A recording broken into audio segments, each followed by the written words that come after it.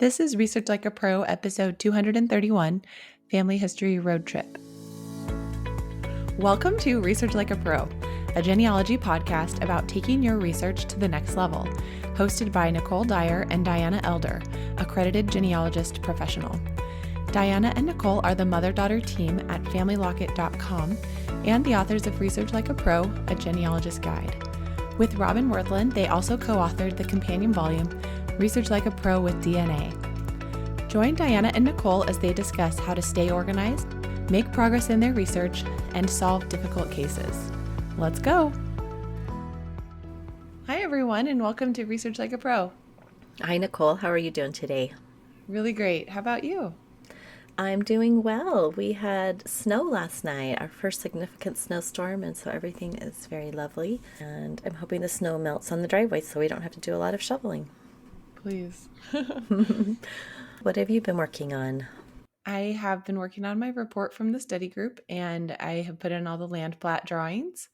So those are going well. And then the last thing I want to do to wrap up this report is to put in all of the people with the West surname that I found in the court minute abstracts for Fauquier County. As I wrote the report, I kind of am leaning toward a hypothesis that John West maybe was an immigrant or came over during the Revolutionary War and stayed. He just kind of appears out of nowhere and doesn't have any friends, associates, or neighbors besides his in-laws. So I'm just trying to see if that's a possibility. And there's a bunch of other people with the West surname, but he's not associated with them. So, Oh, how interesting. One of those guys that appears out of the blue. oh, and I do need to add the Chancery Court record I found for him too, which mentions he was a millwright. So that was interesting to find out his occupation. So for all the people that you want to add, are you putting them in as part of his fan club? Are you giving them their own rows in the research log? Yeah, they get their own rows. Great. Well, I've been working on a presentation for a group of students at Brigham Young University. They are in their capstone class, which is advanced and professional family history, genealogy. And so that's been fun. I'm going to go talk to them about some of the things to think about when you're considering a career in professional genealogy. So that's it, Brigham Young University? That is. I'm going down in person, 30-minute drive from where I live, as you well know. Well, BYU is interesting because they have one of the only bachelor's degrees in family history. So it's cool. It is cool. And the students get to choose different tracks. So if they want to specialize in a certain language or country or something like that, they can do a bit of specialization. I don't know a ton about the program, but I've worked with a lot of people who've been through it. So it makes me wish that I maybe would have chosen that path back in the day, but I don't even know when I was there if they had that program. I don't think they did. I could be wrong though. I know they had it when you were there though. Yeah, I thought about studying that, and I should have done that. But I ended up doing history teaching and taught middle school social studies. Right. You never know Yeah. where your career path will take you. That's exactly right. Well, for announcements, we have our next Research Like a Pro with DNA study group on February 1st through May 10th. Registration is ongoing at the moment. And if you're interested in helping as a peer group leader, please let us know. And also, Roots Tech is open for registration, and the conference will be in person and virtual this year, 2023. So if you're not able to come to Salt Lake City, don't worry, they're still going to have the full virtual conference experience, and that will be free. The in-person conference will be $98 US. They're going to have over 180 in-person class sessions. And then on the virtual side of it, they'll have over 200 new on-demand class sessions and classes. And that's free, like I said. So you can still experience Roots Tech on the internet if you are not going to be there in person. That's so great. Roots Tech has always had a virtual option, and I love how they just keep expanding and adding more ways for people to learn about how to do their family history better. So that's great. I'm excited to be there in person this year. Me too. Well, let's get to our topic today. We are going to talk about taking a family history road trip, 5 tips for success. And I was so lucky that I got to do a family history road trip in October, and I learned so much. You always hear about people doing these kind of trips, visiting all the locations of their ancestors, but it's fun to do it and find some new places. I grew up in an area where my grandparents had homesteaded and lived, and I knew all their locations up in Idaho. And then when we would visit Utah, we would go visit locations here in Utah. But this was in Oklahoma, which was a location I'd never been, and it was brand new to me, so it was pretty fun. Yay. Yeah, so just a little bit of a background. I ended up visiting mainly the locations for my great grandparents. So we have all of my dad's paternal ancestors were in Oklahoma, but for just a 1 day driving trip, I couldn't go to all of them. So we ended up focusing on the locations for Dora Algie Royston and William Houston Shults. And they married on 11 December 1898 in Pauls Valley, Chickasaw Nation, Indian Territory. So Indian Territory would become Oklahoma in 1907. So a lot of the records and a lot of the locations were Indian Territory. Dora was born in 1882 in Texas to Robert Sisney Royston and Isabel Weatherford, and William was also born in Texas in 1877, so he was 5 years older than her. And both of their families moved north to Chickasaw Nation sometime between 1880 and their marriage in 1898.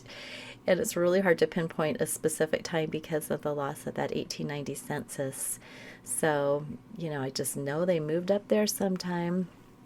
And as I've talked about before, when I first started researching, I just didn't know much about Indian Territory and what it was like and why it was even a thing. And so I've since learned quite a bit more about maybe why they would want to move from Texas up into that area. Right? Yes, it's so interesting all that you've learned about that. And also the fact that they're moving into a territory makes it so hard to track them when there's not, set records like taxes being collected all the time and things are just kind of new and getting set up. It's the Wild West. So let's talk about the background of Indian Territory. The concept of Indian Territory or Indian Country began in 1763 with the British Indian Reserve. At the time, the term referred to land set aside for the relocation of Native Americans and originally consisted of the land between the Appalachian Mountains and the Mississippi River. But after the American Revolution, new policies of the United States government resulted in Native Americans being pushed further and further west. And treaties and laws resulted in the eventual removal in the 1830s of the five civilized tribes from the southeast United States to an area in present day Oklahoma that we called Indian Territory. So these tribes were named civilized based on some tribal members' adoption of practices such as Christianity, written constitutions, centralized governments, literacy, plantation, slavery practices, and intermarriage with white Americans. The tribes tended to maintain stable political relations with the European colonial powers and then with the U.S. government. These five civilized tribes were the Choctaw, Creek, Cherokee, Chickasaw, and Seminole. Once the tribes had relocated to Indian Territory, the United States government promised the lands would be free from white settlement. But, as often happened, white intruders, or non citizens, began entering Indian Territory from the very beginning, generally being allowed to perform a service needed by the tribes. Major immigration started in 1889 with the opening of unassigned lands to non Indian settlers. And also, the five tribes brought their African American slaves west to Indian Territory. After the Civil War, this group became known as freedmen. Emancipated slaves from adjoining states began moving into Indian Territory and lived together in all black towns. By 1907, Indian Territory ceased to exist when Oklahoma became a state, and that incorporated Oklahoma and Indian Territories all as one. With the opening of the unassigned lands, people not only from Texas but other states as well were drawn to Indian Territory. What was the land like to pull these settlers to leave established homes and start over? We can learn a little bit about what the land was like from a gazetteer, which was published in 1902 to 1905, and it gives this description of the area. With an area a little greater than that of the state of Indiana, with a climate whose health giving breezes are nowhere excelled, with an altitude invigorating and inspiring, geographically of the South, but politically of the North, with a mixture of northern push and energy with southern comfort and hospitality, with scenery of rugged mountain and valley, far stretching prairie and wooded hill, with soil as fertile as the valley of the Nile, with rainfall and other climate conditions favorable to the successful growing of all the crops of the temperate zone. Here is the ideal location for a home and the opportunity for agricultural and commercial enterprise. So that gazetteer was really trying to sell the Oklahoma Territory, the Indian Territory, as a wonderful place. It had everything you might want. Yeah, it was. And I've used that so many times in presentations to talk about Indian Territory. So it was really fun to actually go there and see for myself what it was like. So, just to kind of orient everyone listening to where Chickasaw Nation was within Indian Territory, it was in the south central part of Oklahoma and it's right on the Texas border. So, you have to go look at the map on the blog post to see how it is divided up. But basically, they took Indian Territory and divided it into sections for those 5 civilized tribes. And so the Chickasaw Nation had a specific location where, that was where they were supposed to live. And so that is where my ancestors all went. And it was just over the Texas border, so I guess that makes sense. But it was fun to start driving around, and I had some interesting things to go from. My grandfather and my great aunt Lorraine had both written histories all about growing up in this area, and they had all sorts of interesting details. And so when I went on this little road trip, I just took both of their histories with me and I printed out a map and felt like I was really ready to go. So my Aunt Lorraine, she wrote a lot of details about day-to-day life, which was really interesting. And she wasn't born until 1913, so she actually was born and only lived in it when it was Oklahoma.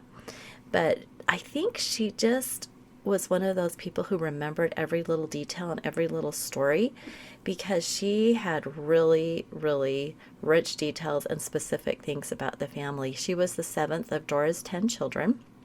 My grandfather was the third, and he was actually born in Indian Territory in 1904, and he left a history, but he didn't talk about the early housekeeping of farming. His history was all about the stories. So it was really fun to have the combination of the two, the stories and the details, to put together what it would have been like for my great-grandparents in their early years. That is really great that you had the stories along with you to be able to just kind of read those and think about what was going on for them. It was really fun, especially since my husband was driving, and so I could read and tell him the stories as we were going along. So that was fun. So let's talk about the early years and their marriage. What I ended up doing was hitting key locations that were mentioned in these histories. And Aunt Lorraine started her history by describing her parents' marriage in early years. And they were married in Pauls Valley in 1898. But they had lived in Elmore City, Oklahoma, on a farm on Wild Horse Creek. So this is what Lorraine said. When they left Elmore, they moved to Maxwell, Oklahoma, and lived in a double log house with a breezeway in between. One room for cooking, the other about 12 by 12 for sleeping. It was there that Robert and Leonard and Leslie were born. Robert and Leonard died there and were buried at McGee, 1 mile north of Stratford. They were 3 and 5 years old. They died of membranous croup. Both were buried in the same grave with a double tombstone. They then moved to another farm where Della and Lola were born on Sam Therakil's place, who delivered Della, Lola, and Scrub. Scrub was born on Mac McGuire's place. These were all within a few miles of each other.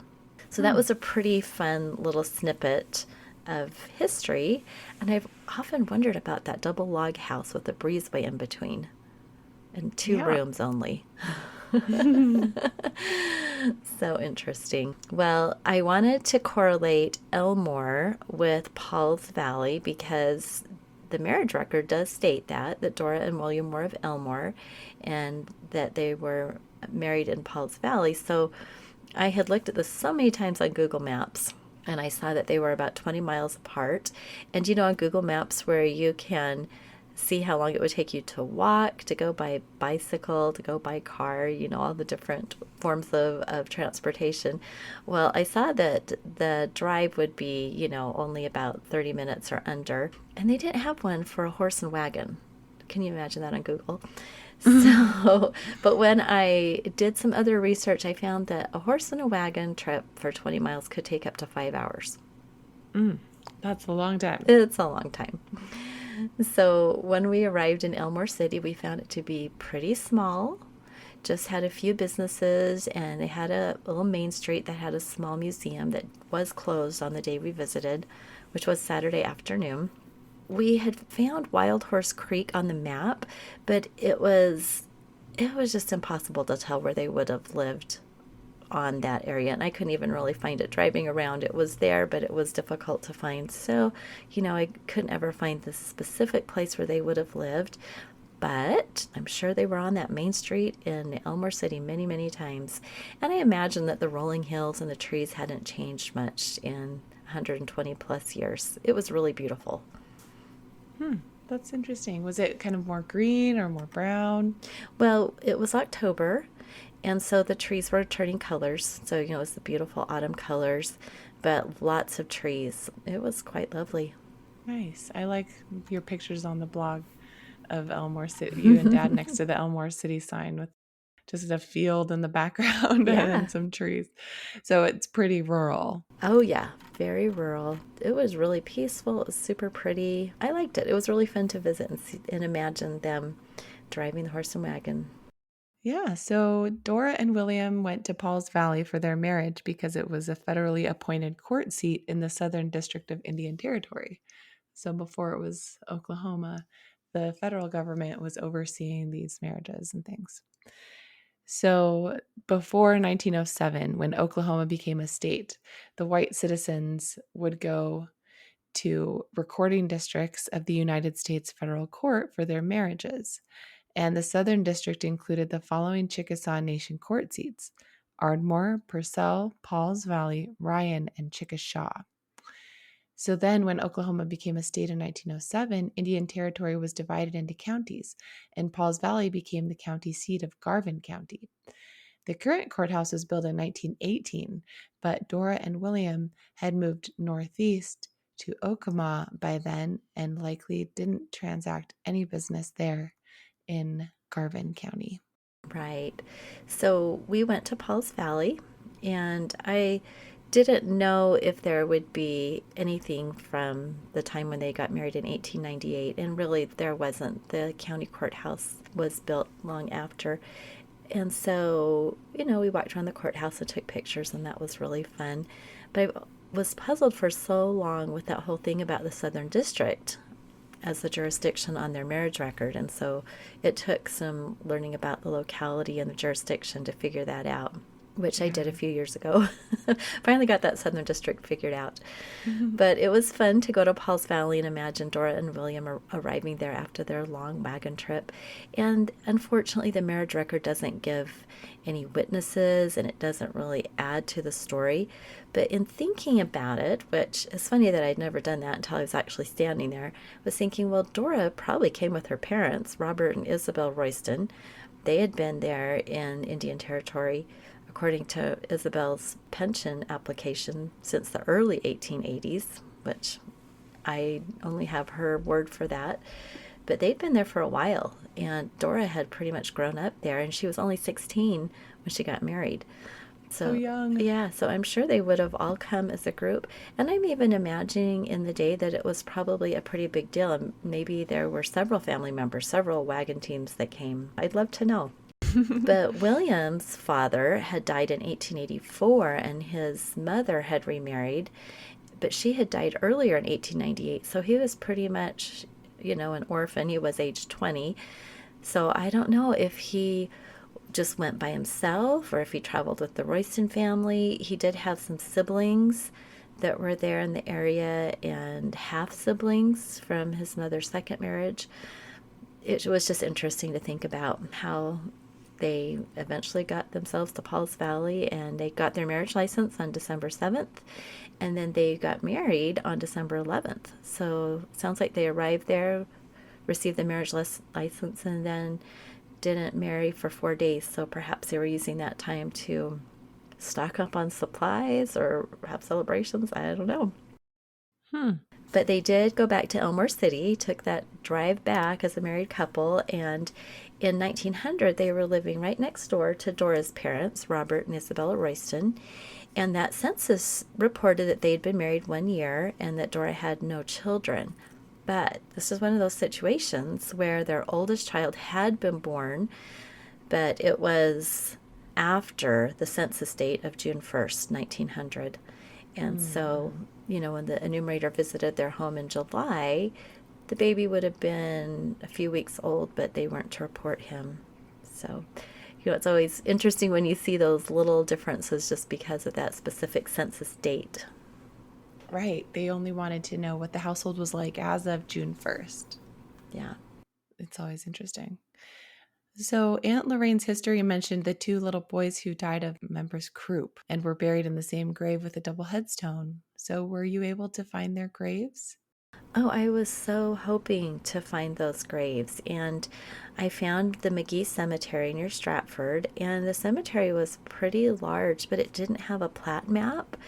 Sometimes cemeteries will have a map somewhere and you can see where everyone is, but this didn't have it. So we drove around and found what looked like to be the oldest part of the cemetery and got out and walked around for quite a bit. And we found a lot of old headstones from this era, but a lot of them had worn down so much. And the day we were there was just howling wind, so windy. And I imagine that that wind had, over the years, really eroded the headstones because many of them did not have lettering anymore on them at all. And some of them was getting really hard to read.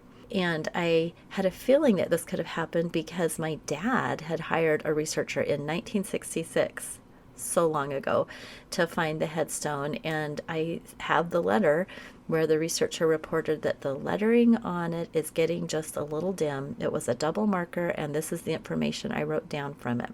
Robert G. Shults and W. Leonard Shults, son of W.H. and D.A.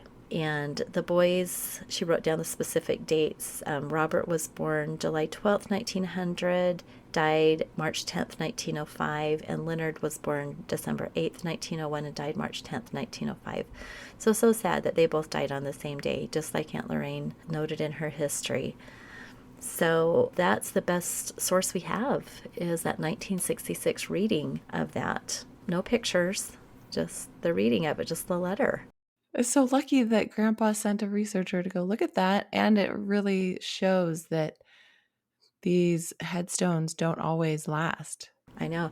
And it was good being in the context of the cemetery to understand that, yeah, there's many of them in the same state.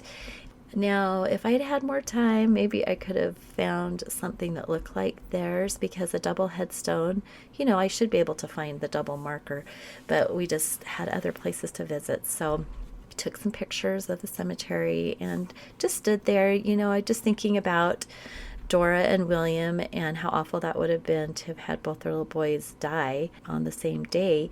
And I had to do a little research because Aunt Lorraine remembered their cause of death as membranous croup, which we've heard of croup, but I'd never heard of membranous croup. And when I looked that up, I saw that it actually would have been membranous croup, or diphtheria is what it is now known. And it was really a terrible illness, which is why they developed a vaccine. And now, the babies and children all get that as part of that DPT shot. Mm-hmm. So Dora and William left Oklahoma briefly in 1907 when they made a trip west to Melrose, New Mexico to try homesteading, of all things.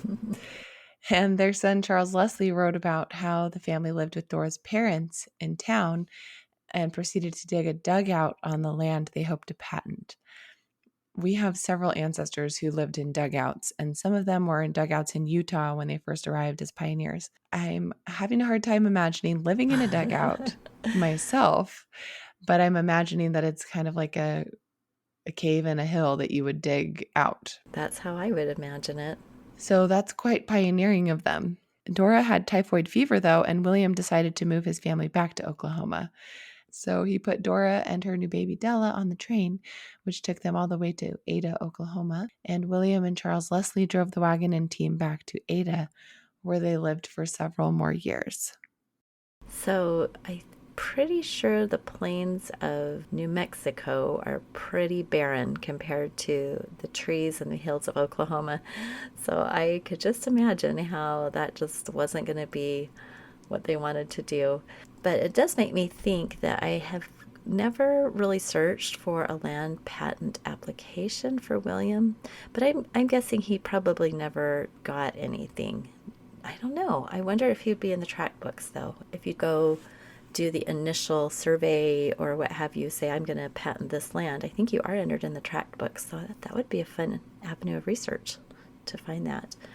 I do have the land patent applications, though, for Dora's father, Robert Royston. I ordered that, and her sister, who patented land as a female. And they lived in dugouts, too. Did not sound very Lovely.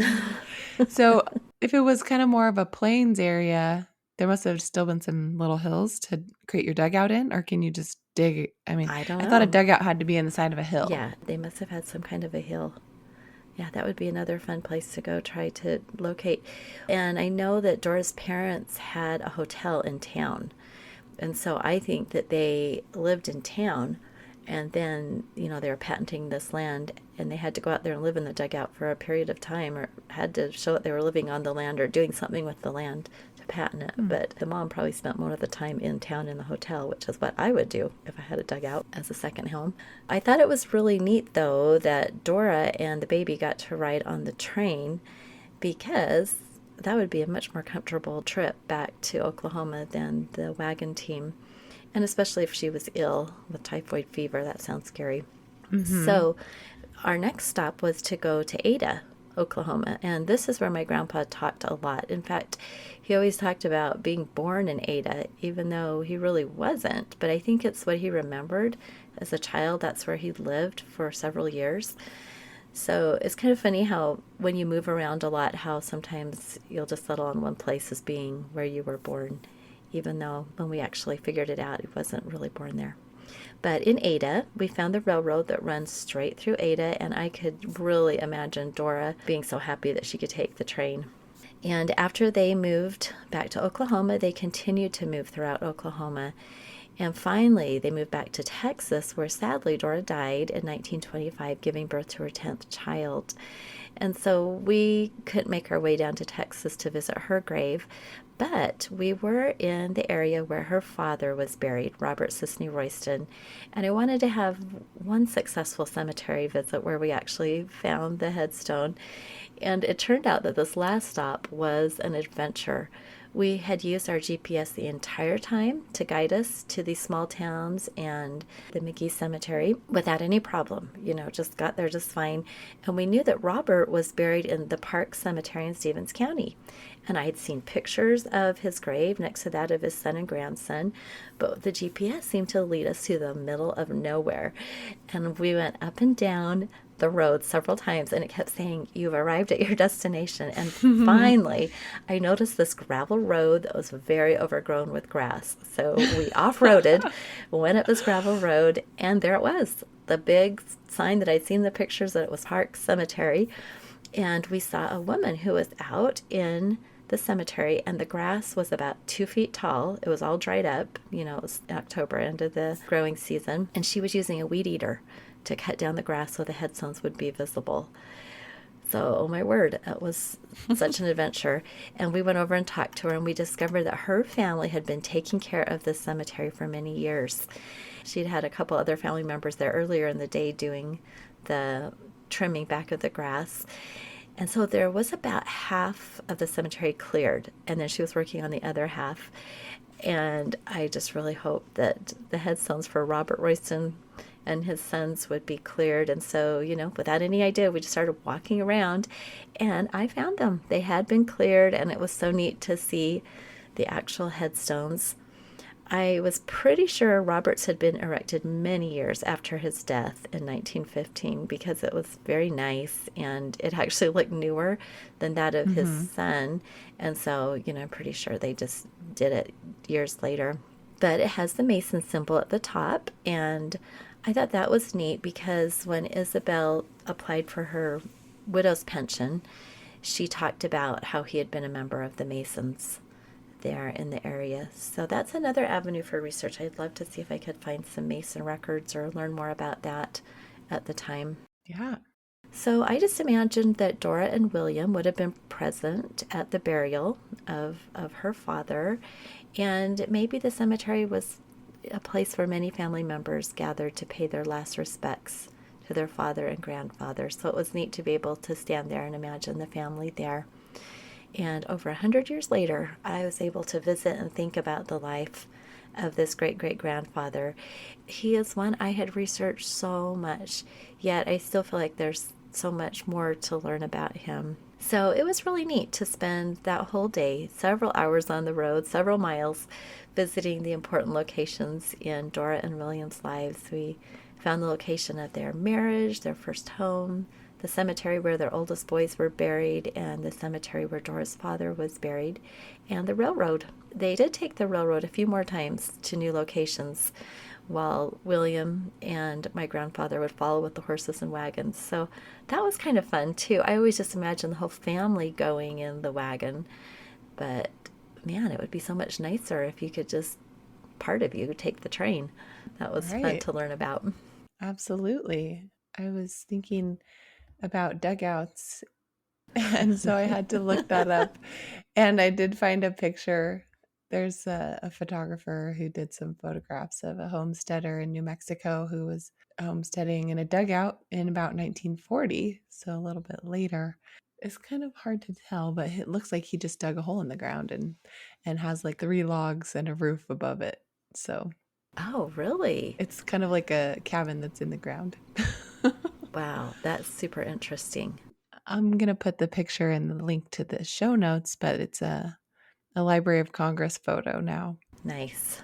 But it is just really interesting to see the photos. And if you think about it, when you're first moving to a new place and you're brand new and there's nothing really there, this would be the easiest type of home to create. And especially if you're in a place with high temperatures or really cold temperatures, the ground can really insulate easily. So it makes sense that you would want to put your home kind of down in there until you get things figured out.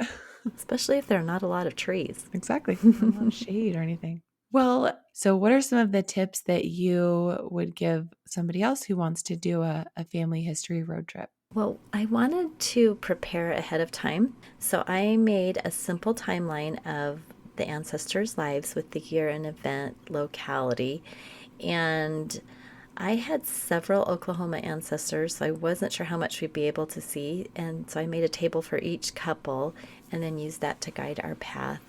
So I would just do that timeline, maybe in a table, and then also keep a note of what research you could do. If there's a repository or a library or historical society you could visit. There wasn't really anything that I could visit in any of those little localities that I went to, but so you might be visiting a place that has some wonderful records or some things that you could use for your family history research. So make a timeline and then print out a map.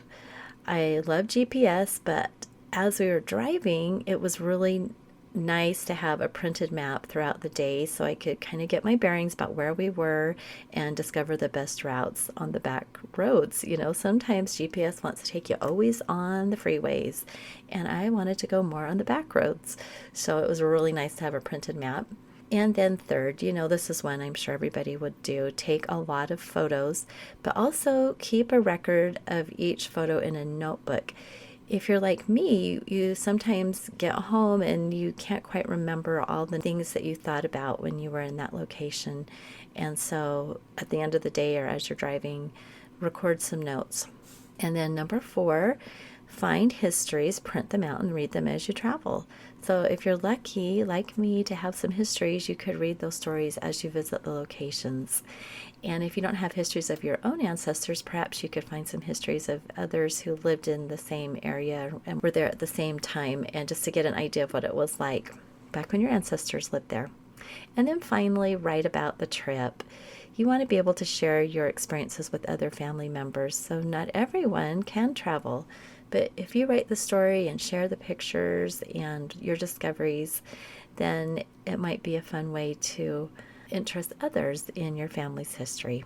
Those are great tips. And bringing a map is really a good idea to be able to look on the map and see where things are instead of relying on your computer and your GPS. You just never Yeah, know. that's so true. And I think we rely so much on our phones now and being able to Google everything and use Google Maps, but sometimes you just need a printed map that can really help. And I was so grateful that I had done that. In fact, we didn't even use our phone GPS. We brought our old GPS, and that was great because then I could use my phone for lots of other things. So that was a good tip too. Yeah, sometimes you're using your phone to look up other things. So it's nice to have your GPS be separate from that. Right. And we were in a rental car, so we didn't know if the car would have, the associated GPS, and it didn't. So we were glad we had brought our own. Well, thanks for sharing those tips. And it was really great to hear about my great grandparents as you were talking all about them and imagining them living there in Oklahoma, Indian Territory. Yeah, so fun. We did see lots of signs of it being Indian Territory, and it still is part of the Chickasaw tribe there. Like one of the places was the Chickasaw headquarters, and so we saw signs of that all throughout the area. So I could just imagine that things really didn't look that different when they were living there. Great. Well, I hope everyone listening will let us know if you've had any fun experiences doing a family history road trip and leave a comment for us. We always enjoy getting your comments and your reviews and your questions, and we try to read those sometimes on the podcast. So we welcome them. All right, everyone have a great week, and we'll talk to you next time. Bye. Bye-bye. Thank you for listening. We hope that something you heard today will help you make progress in your research. If you want to learn more, purchase our books, Research Like a Pro and Research Like a Pro with DNA on Amazon.com and other booksellers. You can also register for our online courses or study groups of the same names. Learn more at familylocket.com/services. To share your progress and ask questions, join our private Facebook group by sending us your book receipt or joining our courses. To get updates in your email inbox each Monday, subscribe to our newsletter at familylocket.com/newsletter. Please subscribe, rate, and review our podcast. We read each review and are so thankful for them. We hope you'll start now to research like a pro.